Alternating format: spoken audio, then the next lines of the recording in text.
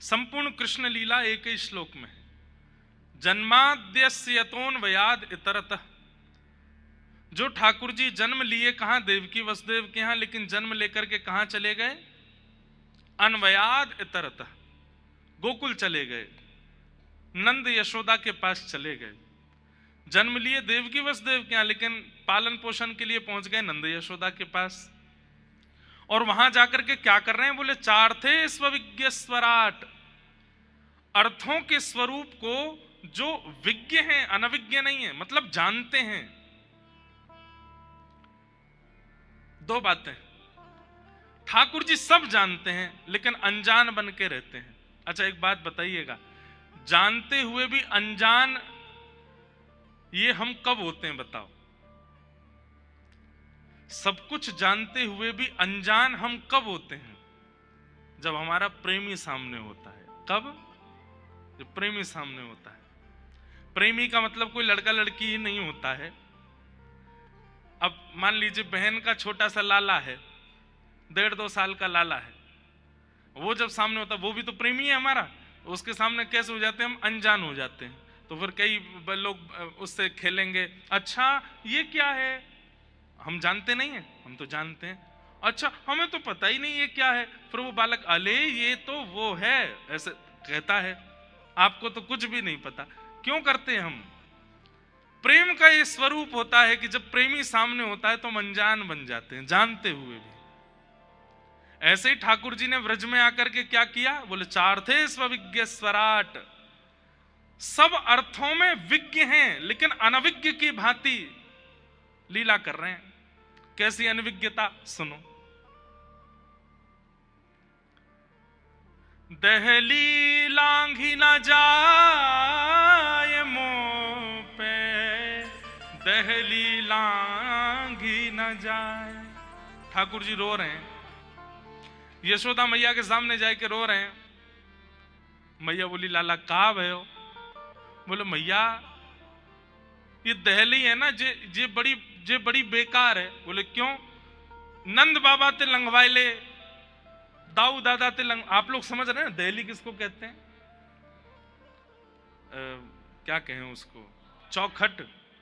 घर में चौखट होती है ना, अब आजकल तो नहीं होती है। पुराने घरों में जाओ, मंदिरों में जाओ, यहाँ पे दक्षिण में मंदिरों में जाओ, कितनी ऊंची ऊंची चौखट होती हैं।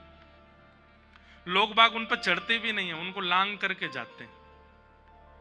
अब इसके पीछे भी कोई प्रथा तो है ही है, क्योंकि जब कहीं प्रवेश होता है ना तो देवी देवताओं को चौखट पे ही पूजन किया जाता है, इसलिए वो पवित्र मानी जाती है। इसलिए कई लोग उसको लांगते हैं, उस पर चढ़ते नहीं है। तो ठाकुर जी शिकायत कर रहे हैं मैया ते। बोले नंद बाबा ते लंगवाइले अपने आप है, यशोदा मैया तुम ते लंगवाइले, दाऊ दादा लांग जाए आकू। और कहां तक कहूं, गैया बछिया बछड़ा सबरे लांग जाए आकू। और जैसे ही मैं जाऊं जे ऊंची है जाए, मोते ना लांगी जाए। ब्रह्मा जी इस लीला को देख करके कह रहे, वाह, बामन बन के गए थे कहां? बलि के यहां। और जैसी बलि ने कहा कि वरदान मांगिए, तो कहते हैं 3 पग जमीन चाहिए, वो भी अपने पैरों से नापूंगा। और जैसे ही 3 पग जमीन का वरदान देते हैं तो बोले इतने विराट हो गए, 3 लोकों को 2 पैर के बीच में नाप लिया ठाकुर जी ने। पहला चरण पृथ्वी लोक पर है और दूसरा चरण ठाकुर जी का स्वर्ग लोक में है, और सब पार करके वैकुंठ तक पहुंच गया। मतलब एक बार पैर लंबे करवे में जो तीनों लोक नाप लेते हैं, वो यहां यूं कह रहे हैं कि मुंह पे दहली लांगी ना जाए। क्यों? प्रेम।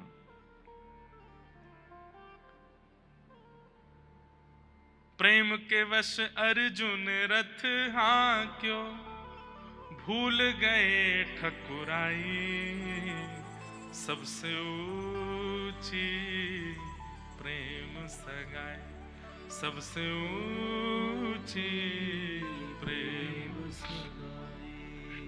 ऐसी प्रीत बढ़ी वृंदावन, ऐसी प्रीत बढ़ी वृंदावन।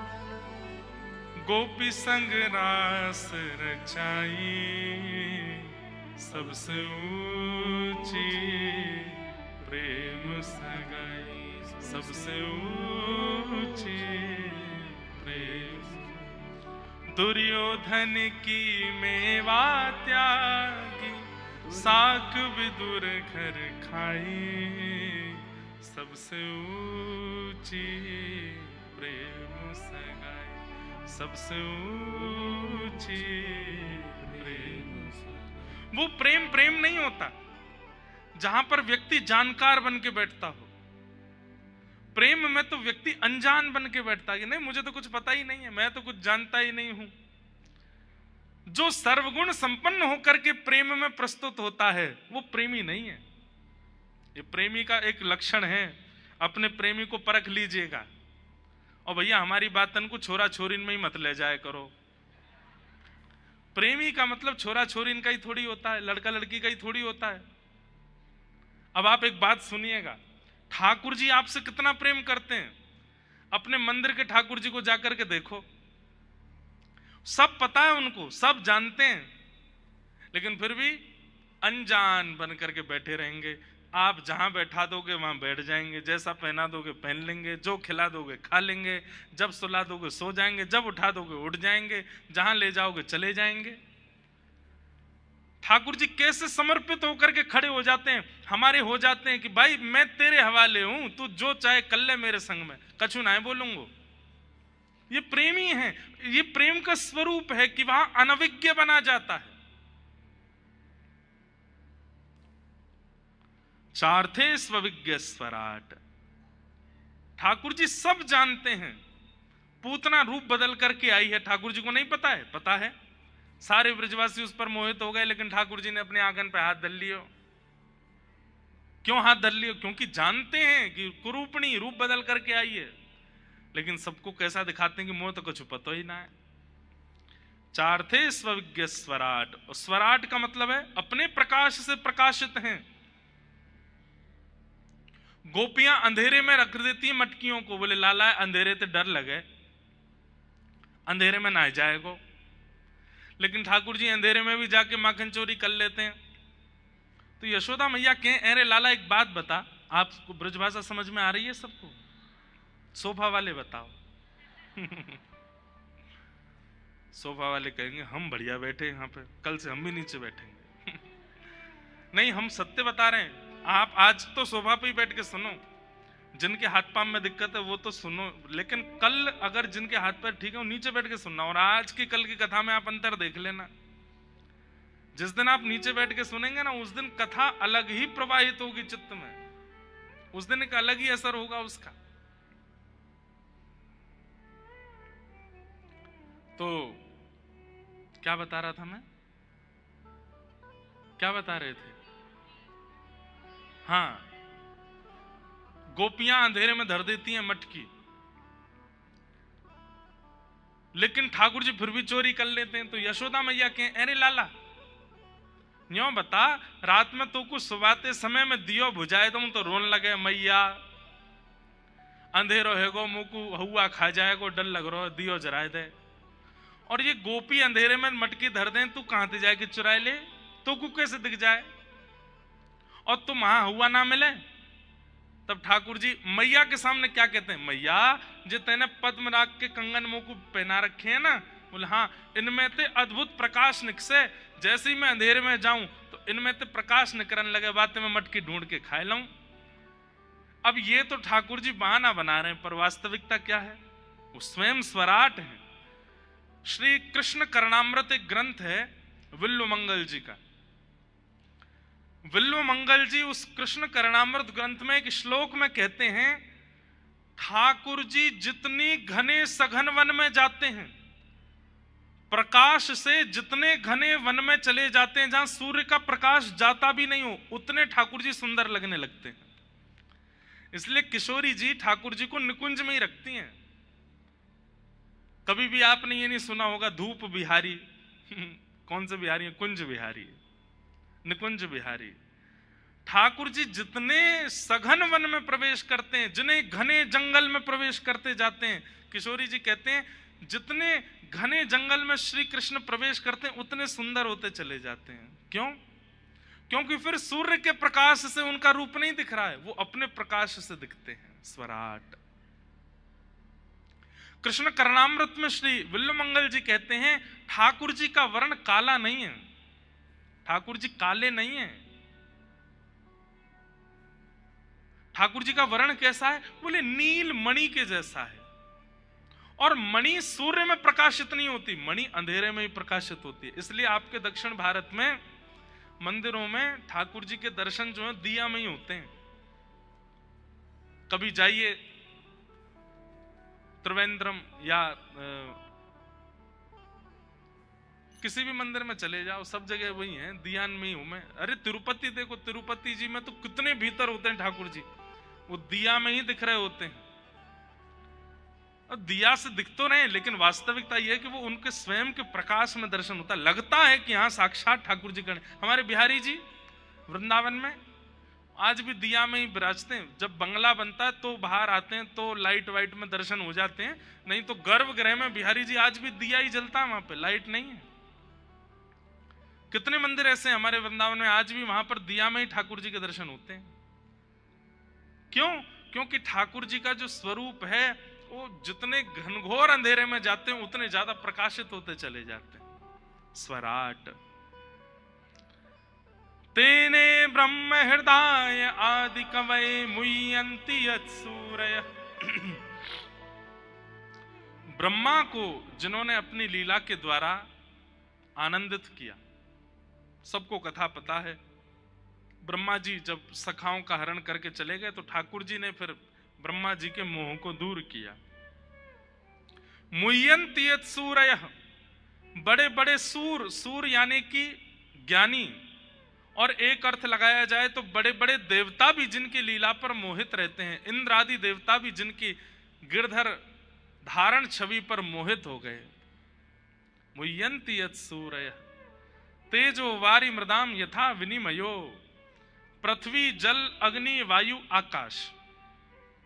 हम एक बात कहते हैं, श्री कृष्ण कौन है पता है? पर्यावरण मित्र कौन है और हम कौन है? पर्यावरण शत्रु। कौन है हम लोग? जो हैं वो स्वीकार कीजिए, हम पर्यावरण शत्रु हैं और श्री कृष्ण पर्यावरण मित्र हैं। हमारी ठाकुर जी से मिलने में एक बाधा यह भी है कि हम पर्यावरण के शत्रु हैं और ठाकुर जी मित्र हैं। अब पूरी कृष्ण लीला देख लीजिए, ठाकुर जी क्या करते हैं? जल का संवर्धन, कालिया नाग को भगाते हैं, बोले कि यमुना मैली नहीं रहनी चाहिए, कालिया नाग तू चला जाए यहां से। जल की रक्षा। मृद भक्षण करते हैं, पृथ्वी से उठा के मिट्टी खा जाते हैं, पृथ्वी की रक्षा। 2 बार दावाग्नि लगी व्रजमंडल में, दोनों बार अग्नि का पान कर गए ठाकुर जी, अग्नि की रक्षा। तृणावर्त नाम का एक दैत्य आया था बवंडर के रूप में, ठाकुर जी ने उसको मार करके वायु की रक्षा। महाराज करके ठाकुर जी कर रहे हैं आकाश की रक्षा, और श्री गिरिराज जी को धारण करके ठाकुर जी पर्वतों की रक्षा, वृक्षों की रक्षा, गोबर गाय की रक्षा, दूध की रक्षा। संपूर्ण कृष्ण लीला सुनने में आनंद तो बहुत आता है आपको, लेकिन उन लीलाओं से निकालिए कि ठाकुर जी ने किन किन का संवर्धन किया। अगर वह संवर्धन की स्थिति आपके चित्त में नहीं है तो आपके नाम जब से ठाकुर जी प्रसन्न नहीं है, आपकी सेवा से ठाकुर जी प्रसन्न नहीं है। ठाकुर जी कहेंगे तू भज तो बहुत रोए मोकू, लेकिन जो जो मैंने किया वहां में तेरी नेको रुचि नहीं है, मैं कैसे मिल जाऊं तो ते। इसलिए कम से कम पर्यावरण में किसी एक वस्तु के मित्र बनिए। पर्यावरण मित्र तेजो वारि मृदाम यथा विनिमयो यत्र सर्गो मृषा, पृथ्वी अग्नि जल वायु आकाश। इस श्लोक का हम कृष्ण परक अर्थ सुन रहे हैं। तो भगवान ने पूरी कृष्ण लीला में क्या किया? पर्यावरण का संरक्षण किया।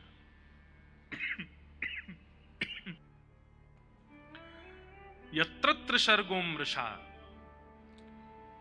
व्रजलीला, द्वारिका लीला और महाभारत लीला, ये 3 लीलाएं ठाकुर जी की प्रधान हैं, जो कि अमृषा हैं, माने परम सत्य हैं, झूठ नहीं है। धामना स्वेन सदा निरस्त कुहकम सत्यम परम धीमहि अपने धाम वैकुंठ को प्रस्थान करने से पूर्व भी जो उद्धवादियों को ज्ञान देकर के गए हैं द्वारिका में, ऐसे परम सत्य श्री कृष्ण को हम बारंबार प्रणाम करते हैं। इस प्रकार प्रथम श्लोक में श्री कृष्ण को वंदन किया गया। वंदन वैसे तो स्वच्छंद भाव से तो ब्रह्म परक अर्थ है इस श्लोक का, और ब्रह्म परक अर्थ ऐसा है कि आपको समझने में बहुत मुश्किल हो जाएगी। अब एक दो लाइन का ही कर देता हूं। जन्माद्यस्य यतोऽन्वयादि तरतः, जो जन्म और मृत्यु के हेतु हैं, जिनके कारण जन्म होता है, जिनके कारण मृत्यु होती है। यतोऽन्वयाद् इतरतः, जो जन्म और मृत्यु से इतर हैं, उनका ना कभी जन्म होता है ना कभी मृत्यु होती है, लेकिन भक्त वत्सलता के लिए वो जन्म भी लेते हैं। चार्थे स्वविज्ञ स्वराट, अर्थों के प्रति जो अविज्ञ हैं, सब जानते हैं, इसीलिए उनको भगवान कहा जाता है। भगवान किसको कहा जाता है? जिसके पास में 6 नॉलेज हो उसको भगवान कहा जाता है। कौन कौन सी?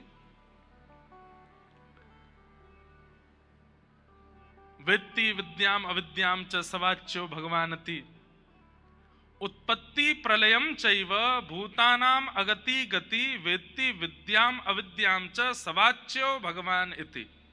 ये 6 नॉलेज जिसके पास है उसको भगवान कहते हैं। सबसे पहला, इस पृथ्वी का निर्माण कब हुआ, एग्जैक्ट डेट जिसको पता है, और इस पृथ्वी और ब्रह्मांड का प्रलय कब होगा, ये एग्जैक्ट जिसको पता है, वो परमात्मा। लोग कितना भी दावा कर दें, लेकिन आज तक साइंस इस चीज में आगे आ ही नहीं पाया कि इस पृथ्वी का निर्माण, ब्रह्मांड का निर्माण कब हुआ। कहते हैं कुछ इतने साल हो सकता है पहले, एग्जैक्ट क्या है नहीं पता किसी को भी। दूसरी बात, इस सृष्टि का प्रलय कब होगा। कोई कहता है 2012 में प्रलय आने वाला था, कोई कह रहा 2020 में प्रलय आएगा, कोई कह रहा 2025 में। तो अभी कहीं सुन रहा था मैं कि जून जुलाई तक के बाद तो जो है आधी पृथ्वी तो मर चुकी होगी, अभी तक जीवित बैठे हैं, कुछ भय ही ना है। तो जो उत्पत्ति जानता है, प्रलय जानता है, गति और अगति जानता है, किसकी क्या गति है और किसकी क्या अगति है, ये जिसको पता है। विद्याम अविद्याम च, विद्या क्या है और अविद्या क्या है, ये 6 जानकारियां जिनके पास हैं उनको भगवान कहते हैं। ठाकुर जी सब जानते हैं, इसलिए वो प्रणम्य है, इसलिए वो भगवान है। ऐसे परम सत्य भगवान को हम बारंबार प्रणाम करते हैं। भागवत जी का दूसरा श्लोक, धर्म प्रोजित कैतवोत्र परमो निर्मत्सराणां सतां, वैद्यं वास्तवमत्र वस्तु शिवदं तापत्रयोन्मूलनम्। श्रीमद्भागवते महामुनिकृते किं वा परैरीश्वरः सद्यो हृद्यवरुध्यते त्रिकृतिभिः शुश्रूषुभिस्तत्क्षणात्। धर्म, अधिकारी, संबंध और प्रयोजन। विषय, अधिकारी, संबंध और प्रयोजन, 4 बातें बहुत ध्यान से सुनिएगा। सबसे पहली बात, कथा का अधिकारी कौन। कथा का अधिकारी मतलब ठाकुर जी किसको अधिकार देते हैं अपनी प्राप्ति का। आप भगवान को प्राप्त करना चाहते हैं, पर आप उनके अधिकारी बने हैं कि नहीं, ये जानना बहुत जरूरी है। बहुत ध्यान से सुनिएगा। जो परम धर्म में व्यवस्थित है वही ठाकुर जी का अधिकारी है, कथा सुनने का अधिकारी है। धर्म प्रोजित कई तवोत्र परमो। भागवत जी का विषय क्या है? हमारे चित्त में परम धर्म का उद्दीपन होना और हमारे चित्त से ईर्ष्या का नाश होना। एक बात बहुत ध्यान से सुनिएगा हमारी।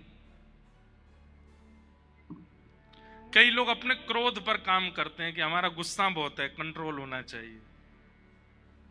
कई लोग अपनी जीभ पर काबू करते हैं कि बहुत चटोरी है, इसको काबू करना है। कई लोग अपने शरीर पर ध्यान देते हैं, बहुत फैलता जा रहा है, इसको सावधान करना है। कई लोग अपने माइंड को, मन को एकाग्र करने का प्रयास करते हैं, बहुत विचलित रहता है संसार में। हमारी एक बात मानिएगा, हमारे शरीर में एक दोष ऐसा है, अगर वह सुधर जाए तो बाकी सब में सुधरने की स्थिति आ जाएगी। और उस दोष का नाम क्या है? ईर्ष्या।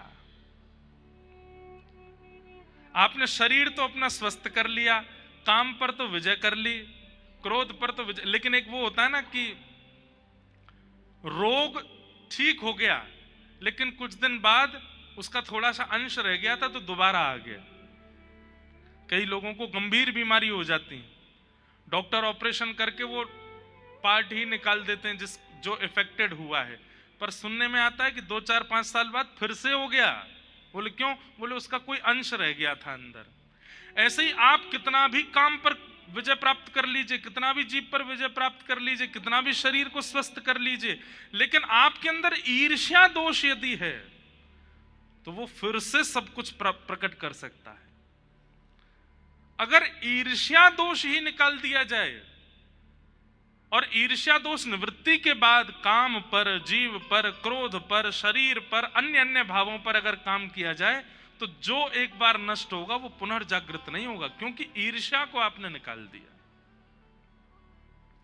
इसलिए भागवत जी में कहा निर्मत सराणाम सताम। कथा सुनने का एक उद्देश्य यह भी रखिए कि मेरे चित्त से ईर्ष्या खत्म हो। आप कहोगे महाराज जी हम में तो ईर्ष्या है ही नहीं, इतनी सी नहीं है, सबके अंदर है। कोई अगर रूपवान है और उससे तनिक थोड़ा सुंदर अगर कोई और आ जाए ना, एक मीठी ईर्ष्या आ जाती है चित्त में। कोई थोड़ा सा ज्ञानवान है और उससे तनिक ज्यादा ज्ञानवान कोई आ जाए तो ईर्ष्या आ जाती है चित्त में। हम जैसे हैं, हमसे 1% भी ज्यादा किसी के पास कोई गुण होता है तो हमारे चित्त में ईर्ष्या जन्म लेती ही लेती है। आप कैसे कह सकते हैं कि आप में ईर्ष्या बिल्कुल नहीं है? सबके चित्त में होती है। लेकिन अगर वह ईर्ष्या नष्ट हो जाए तो आप अपने शरीर के जितने भी दोष हैं सब पर काम कर सकते हो।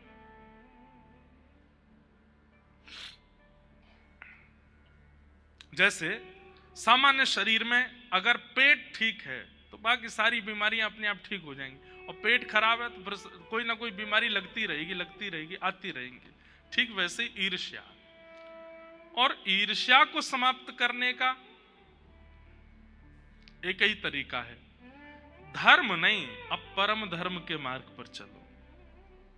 परम धर्म, परम धर्म किसे कहते हैं?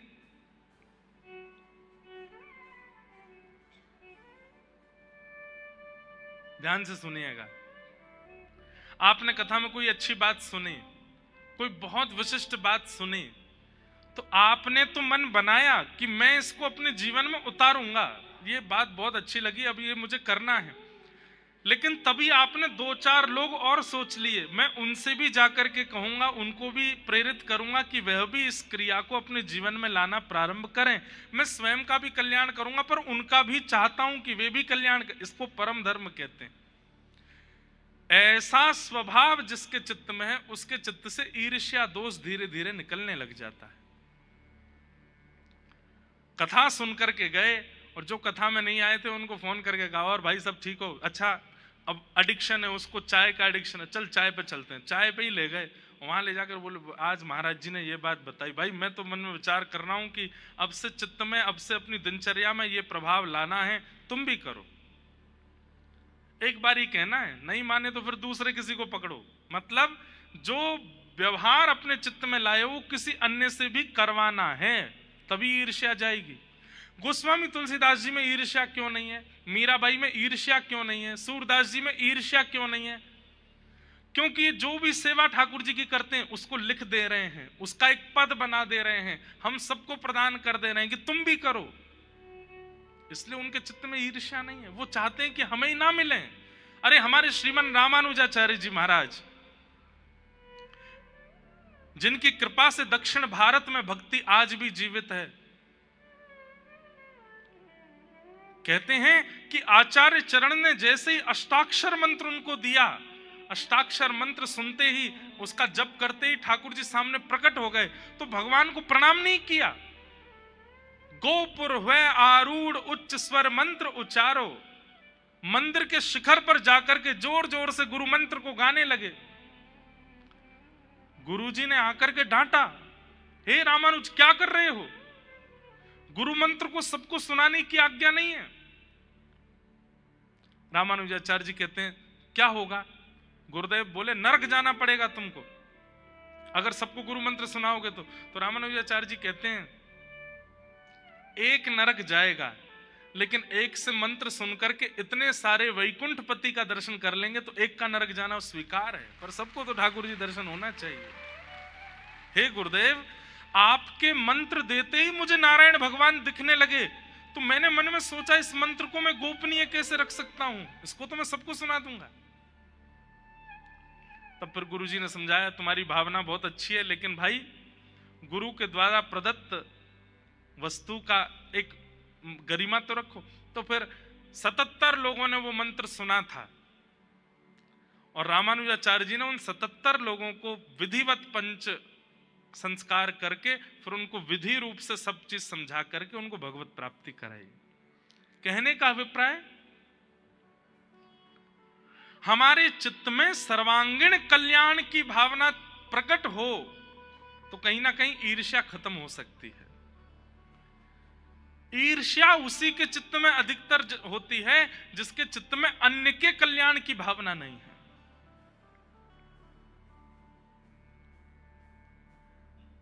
ईर्ष्या का नष्ट होना बहुत जरूरी है। निर्मत्सराणाम सताम वैद्यं वास्तवमत्र वस्तु शिवदम तापत्रयोन्मूलनम। वैद्यम वास्तवमत्र वस्तु शिवदम। श्रीमद् भागवत जी हमारा किससे संबंध कराती है? कथा सुनने के बाद में ठाकुर जी हमारे अपने कोई संबंधी हो जाएंगे, या तो ठाकुर जी के प्रति लाला की भावना, या तो उनके प्रति भाई की भावना, या तो उनके प्रति गुरु की भावना। अपने मन से नहीं बनाना है संबंध। एक बात याद रखिएगा, आपने मन में सोच लिया मेरे कोई भाई नहीं है, चलो ठाकुर जी कोई भाई मान लेते हैं, आप नहीं मान सकते।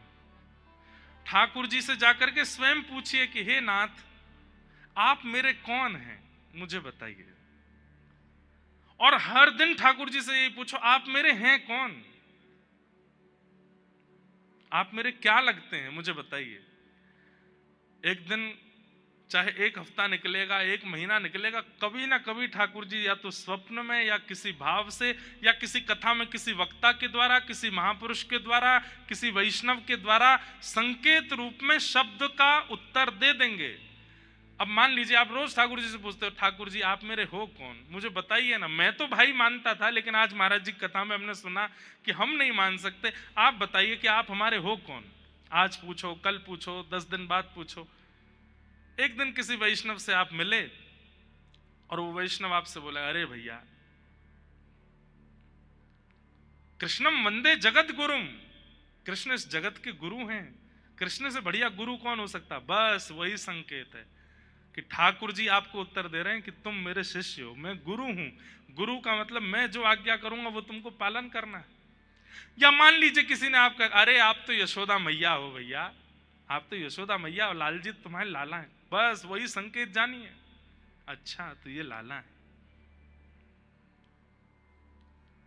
या फिर ऐसा नहीं होगा तो स्वप्न में ठाकुर जी कोई आदेश कर देंगे।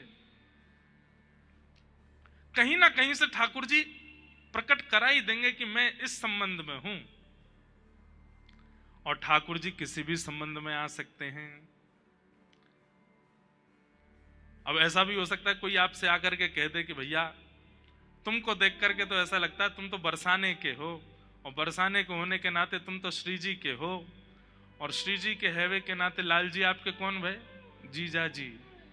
कौन भय, ठाकुर जीजा जी हो गए। अब रोज जाओ श्री जी के सामने बैठ करके वैसे ही मनोहार करो जैसी जीजा जी की होती है। आहा, उठ जाइए, जीजू सा बाल भोग पा लीजिए। अब आप कौन हो उनके, अब आप सारे सारी हो उनके उसी भाव से सेवा करो।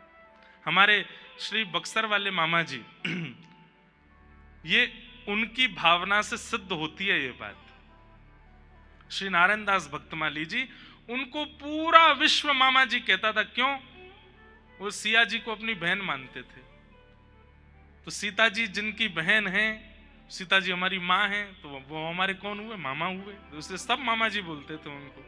तो एक बार किसी ऋषि ने, एक बार किसी संत ने उनसे पूछा, आप सीता जी को बहन मानते हो, सीता जी आपको भैया मानती हैं, इसका क्या प्रमाण है? इतना सुंदर उत्तर दिया। बोले कि भैया, इतने बड़े बड़े रसिक संत, इतने बड़े बड़े महात्मा, इतने बड़े बड़े ध्यानी ज्ञानी जन जब आकर के मामा बोलते हैं, तो मैं ये समझ जाता हूं कि इन सब के चित्त में बैठी हुई सिया जी मुझे भैया मानती हैं, तभी मामा बुलवा रही है। कहने का अभिप्राय, संबंध की पुष्टि आपके चाहने से नहीं होगी, संबंध की पुष्टि तो कोई वैष्णव करेगा।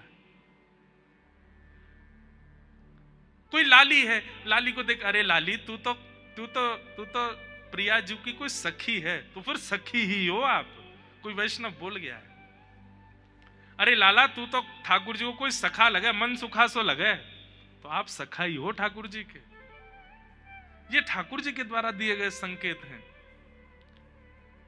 वैद्यम वास्तव मत्र वस्तु शिवदम, और फिर यहां पर एक शब्द कहा गया शिवदम। शिवदम का मतलब क्या होता है? कल्याणकारी। हो सकता है कि आप जो संबंध मानते हो ठाकुर जी से वो कल्याणकारी ना हो, लेकिन कोई वैष्णव आपको कोई संबंधी बना गया है तो वो कल्याणकारी होगा। शिवदम। अयोध्या में एक संत थे, हमने दर्शन नहीं किया उनका, परम पूजनीय श्री गोपालाचार्य जी महाराज। बड़े बड़े आचार्यों से उनके बारे में सुना। ठाकुर जी ने उनको बताया था क्या कि मैं तुम्हारो लाला हूं और तुम लाला भाव से मेरी सेवा करो। तो लाला भाव से सेवा करते थे ठाकुर जी की। एक दिन हमारे परम पूजनीय श्री अयोध्या धाम के परम पूजनीय श्रीमद जगत गुरु रामानुजाचार्य श्री राघवाचार्य जी महाराज, वे उनकी सेवा में रहे थे। तो महाराज जी एक बार बता रहे थे, बोले एक दिन गुरु जी बोले आज लाल जी का उत्सव करना है। बोले गुरु जी क्या करें? बोले ऊपर पेटी रखी है, बक्सा रखा है, उसमें हाथी घोड़ा आदि ये सब रखे, सब निकालो, ठाकुर जी के आसपास सजा दो। तो बोले कपड़ा के और रुई के हाथी घोड़ा ऊंट गैया खिलौने ये सब रखे थे, रुई और कपड़े के। बोले हमने बक्सा खोल करके सब विद्यार्थियों ने ठाकुर जी के आसपास सजा दिए। गुरु जी ने ठाकुर जी का उत्सव किया, भोग आदि लगा करके, और बढ़िया 56 भोग बना करके पर्दा करके ठाकुर जी का भोग लगा के फिर बोले अब चलो भैया उत्सव हो गया, अब ये हाथी घोड़ा गैया आदि इन सबको वापस पेटी में धर दो। बोले हमने जब जैसी पेटी में धरी तो बोले पेटी बंद नहीं हो। तो गुरुजी बोले हम लोग बोले गुरुजी इसी पेटी में से अभी सब निकाले थे, अब दोबारा धर रहे हैं और ये बंद नहीं हो रहे, और रुई और कपड़े के खिलौने उनको तो कितनी भी पेटी में धर दो वो तो दबा दबा के हो ही जाते हैं बंद। बोले लेकिन हम बैठ रहे हैं तो भी बंद नहीं हो रहा था। तो हमारे गुरुजी बोले पंडित श्री गोपालाचार्य जी महाराज, वे बोले अरे 56 भोग खाया है ना, सबके पेट भर गए तो भारी हो गए सब इसलिए बंद नहीं हो रहा है। तो बोले क्या करें? बोले थोड़ी देर टहलाओ इनको। तो बोले एक हाथी लेकर के एक घोड़ा लेकर के सब बालक उनको टहला रहे हैं, थोड़ी देर टहला रहे, बोले अब रखो। बोले जैसे रखा पेटी बंद हो गई, ऊपर धर दी हमने। भावना देखो, ठाकुर जी पुष्टि कर रहे हैं कि मैं लाला हूं। और इतना ही नहीं, आज भी वो लाल जी विराजते हैं श्री अयोध्या जी में। महाराज जी के मन में आया, पूज्य आचार्य चरण के मन में आया कि ठाकुर जी अब बड़े है गए, इनको ब्याह करूंगा।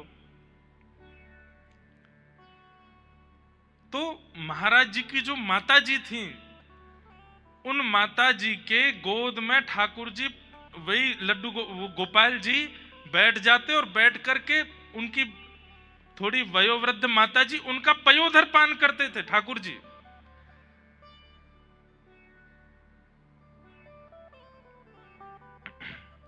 एक दिन मैया बोले अब तो तुम्हारे ब्याह की चर्चा चल रही है लाला, अब तो तुम्हारा ब्याह करेंगे, लेकिन तुम तो दूध ही पियो, आज भी मेरे पयोधर को दूध पियो। ब्याह करवे वालों कोई पयोधर को दूध थोड़ी पीवे। कहते हैं माता जी ने जैसे ही ये बात कही, उस दिन से ठाकुर जी ने गोद में आना बंद कर दिया, फिर नहीं आए। और फिर मैया के वक्ष में पयोधर भी नहीं आया। मतलब ठाकुर जी आज्ञा करें, नहीं मेरो ब्याह करवे कोई मन है, अगर दूध पीवे तो ब्याह नहीं होगा, तो मैं दूध ना पीऊंगा, मेरो ब्याह कराओ। तो वो ब्याह हुआ। ऐसे ऐसे ठाकुर जी संबंध मानते हैं, पर आपके चाहने से नहीं, उनके चाहने से। और वे क्या चाहते हैं वो किसी वैष्णव के द्वारा आपको पता लग जाएगा। और अगर 1 साल हो गया, 6 महीना हो गए, ठाकुर जी ने अभी तक कोई संकेत नहीं किया, तो इसका मतलब आपकी भावना अभी इतनी पवित्र नहीं है। इसलिए ठाकुर जी आज्ञा कर रहे हैं, भावना पवित्र करो, तब मैं तुम्हें स्वीकार करूंगा। भावना पवित्र होगी तो सप्ताह के अंदर अंदर कोई वैष्णव बोल जाएगा, आप तो ठाकुर जी के ये हो,